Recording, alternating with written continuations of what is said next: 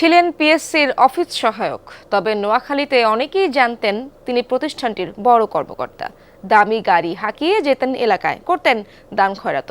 প্রশ্ন ফাঁস কাণ্ডে সাজিদুল ইসলাম গ্রেফতারের পর এলাকায় ছড়িয়েছে চাঞ্চল্য।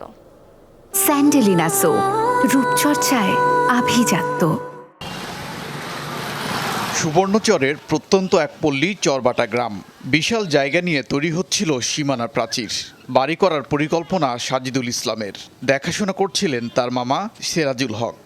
5 লক্ষ টাকা লাগাই পানির কামটা করি, আর ধরেন আবার লাখ 1.5 লাখ বা 2 লাখ টাকা শ্বাসের এটা জমি ইনকাম আছে। সাজিদুলের জন্ম বেড়ে ওঠা ঢাকাতেই। গ্রামের বাড়িতে যাতায়াত ছিল কম, এলাকাবাসীও চিনতেন কম। তবে সাজিদুল যখন গ্রামে যেতেন তখন চড়তেন দামি গাড়িতে, দান খয়রাত করতেন।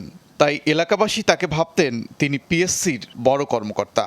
প্রভাবও দেখাতেন অনেক। প্রতিবেশীদের জায়গা দখল করে সীমানা প্রাচীর নির্মাণের অভিযোগও রয়েছে। সেইখানে কি চাকরি করে আমরা তো জানি না, এলাকার মানুষ জানে যে সে মন্ত্রণালয়তে বিশাল মাফের চাকরি করে, বড় অফিসার। ঈদের আগে তো গাড়ি একটা লয়ে আসে, কালা গাড়ি একটা লয়ে আসছিল, 2-3 দিন থেকে চলে গেছে। আমি গাড়ি লিয়ে আসি হঠাৎ করি আমরা এখানে জায়গা দখল করি, আমরা ওয়াল টোয়াল করি, বিল্ডিং টিল্ডিং করি গেলার। কিছুদিন আগে সাজিদুলের বোন ও তার জামাইয়ের একসাথে চাকরি হয়েছে। এলাকায় গিয়ে মিষ্টিও বিতরণ করেন তিনি। চাকরি পাইয়ে দেওয়ার জন্য গ্রামের অনেকের সাথে যোগাযোগও করেন। প্রশ্ন ফাঁসে গ্রেফতারের পর এখন তাকে ঘিরে তৈরি হয়েছে চাঞ্চল্য।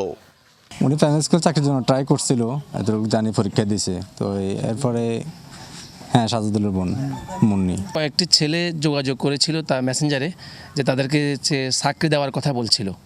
তো ওরা আমাকে জানিয়েছে যে সে মন্ত্রণালয় তাকে চাকরি দিবে, যোগাযোগ করার জন্য। শুনতেছি আর কি যে প্রশ্নবাদের এখানেও মামলাতে জড়িত হয়েছে, এটা জানছি আর কি আমরা।